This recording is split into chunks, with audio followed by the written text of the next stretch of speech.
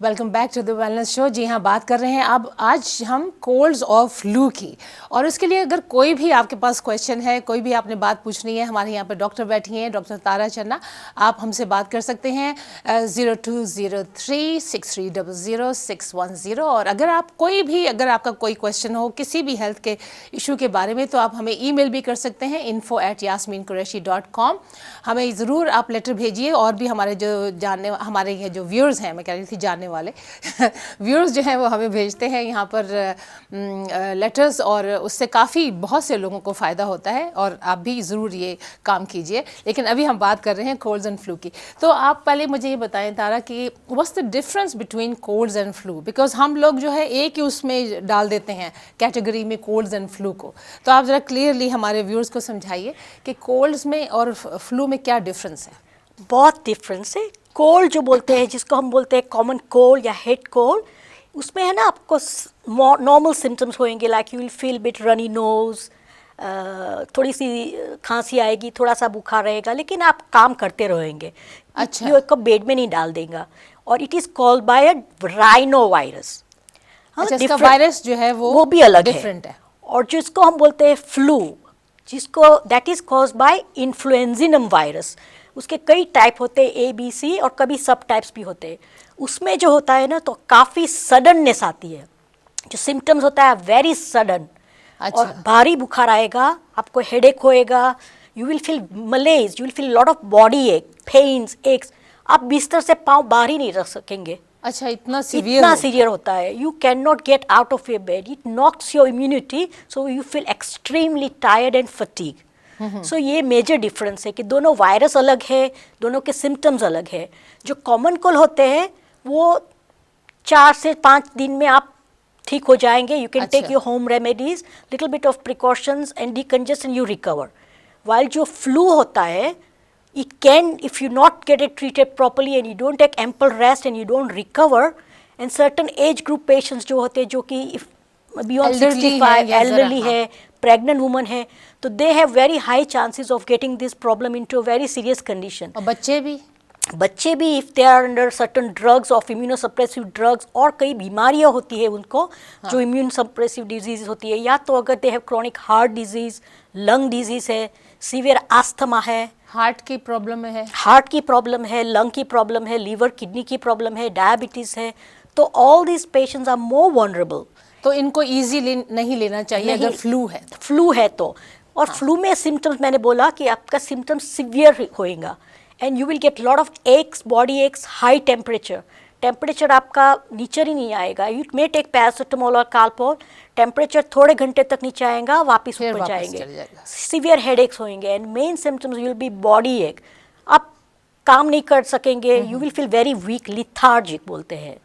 And you must go and see your doctor to get it properly diagnosed. अच्छा, मगर ये मुझे बताएं कि कुछ लोगों को तो हो जाता है, और कुछ some people they are so lucky, they just never have this kind of problem despite of the fact कि घर के अंदर they are so many children और मे be other members of the family, they are suffering from it. ये क्या immune system जो है उनका स्ट्रॉन्ग होता है या क्या है? Definitely the immune system strong, they are looking after themselves, they are having ample warm non alcoholic drinks, they nutritious food अच्छी होती है, they do exercise, they make sure their houses are ventilated. We've seen these people, their immunity is strong. And when the immunity is strong and their general fitness is good, obviously they have more fighting ability against the weaknesses of this flu virus, and they recover better. हाँ जी, तो एक हमारे collar हैं इस वक्त।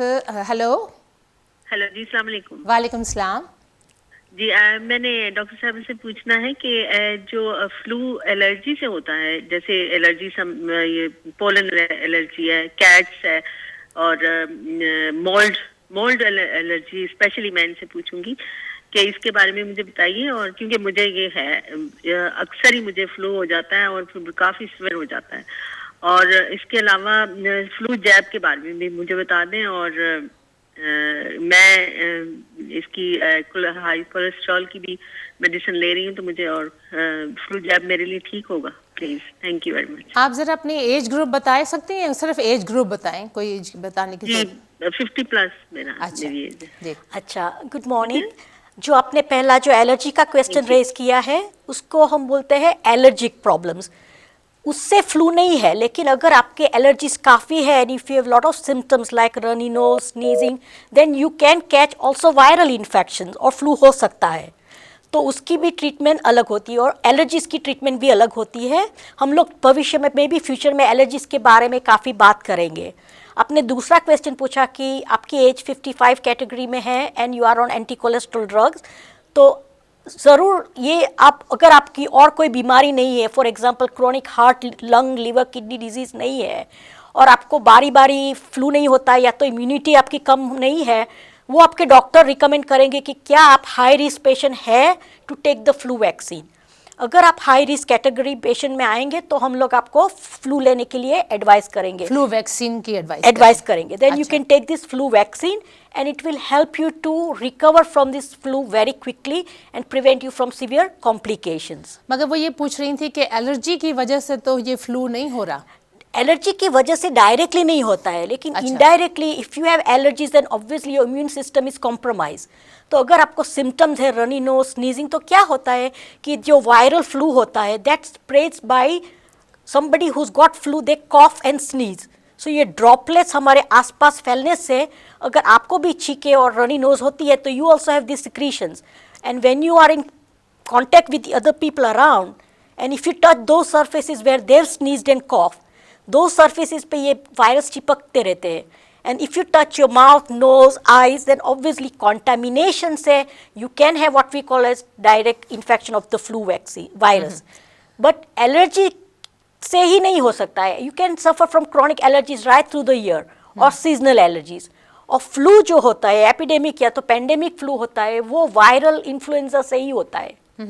मगर देखें जैसे मैंने ये अब इन्होंने जो बात की उससे मुझे ये अंदाज़ा हुआ कि बहुत से लोग जो हैं वो हर वक्त जो है उनकी स्नीज़ कर रहे होते हैं, हर वक्त उनको एलर्जी की वजह से जो है ख़ास तौर पे जब पोलन का जब सारा सीज़न होता है तो उस वक्त उनकी हर वक्त लगता है जैसे कि उनको नज़ला हुआ हुआ, उनको कोल्ड हुआ हुआ है।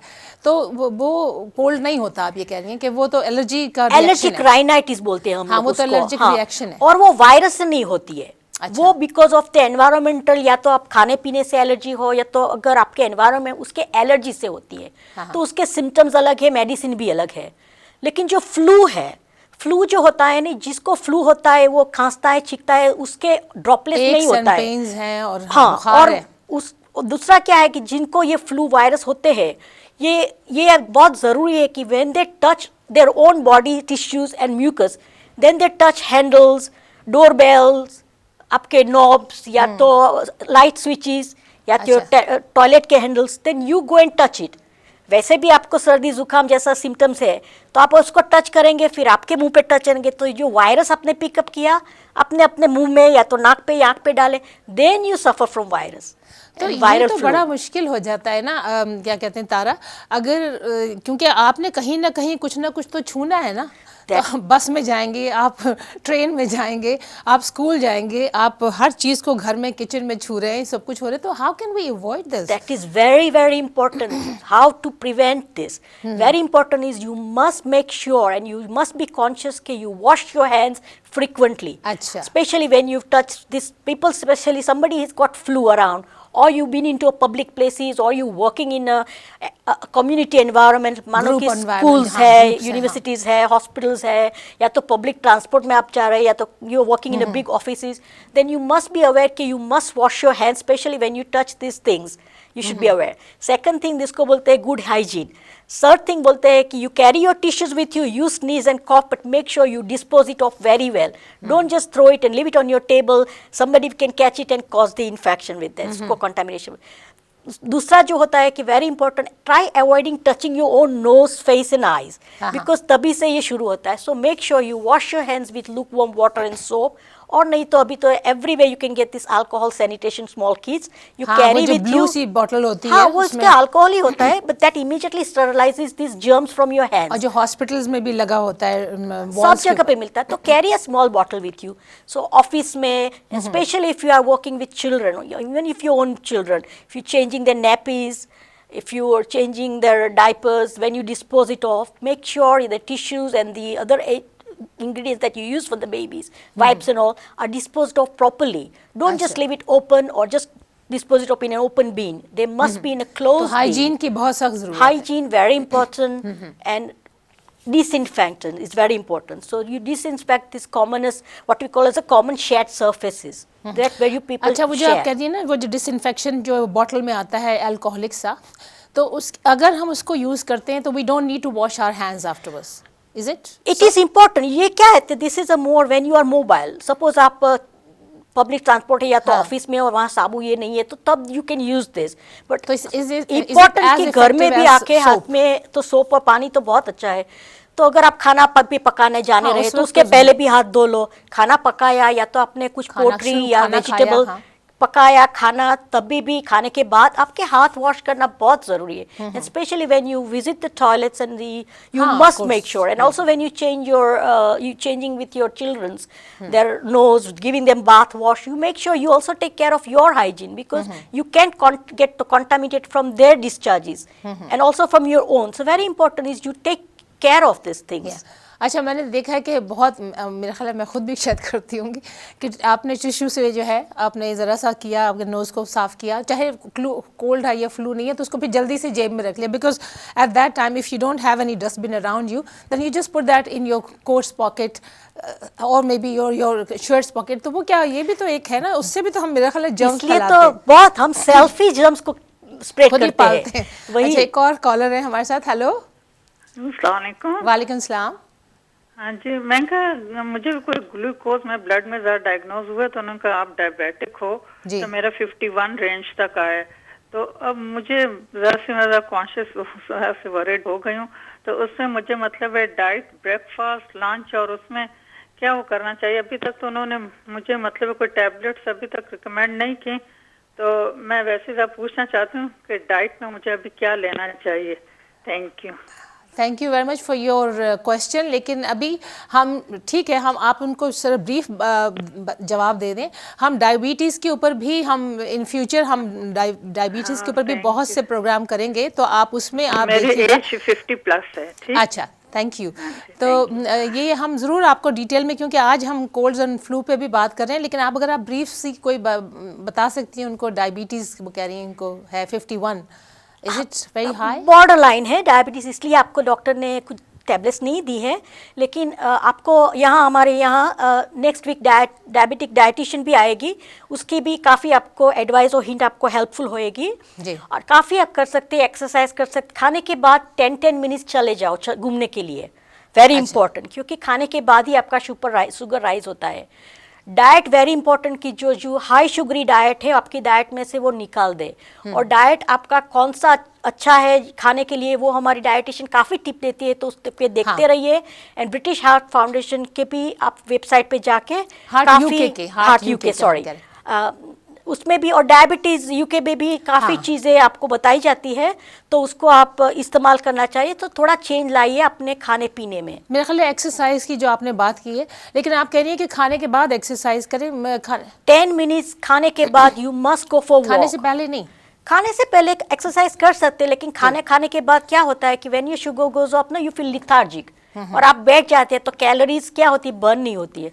अच्छा. Specially people who have border line diabetes ने वेरी इंपॉर्टेंट हमने देखा है कि खाने के बाद है ना 10-15 मिनट घूमने के लिए चले जाओ. ठीक है, चलिए हम अभी इस बात को हम कंटिन्यू रखेंगे. So stay tuned with us after this short break.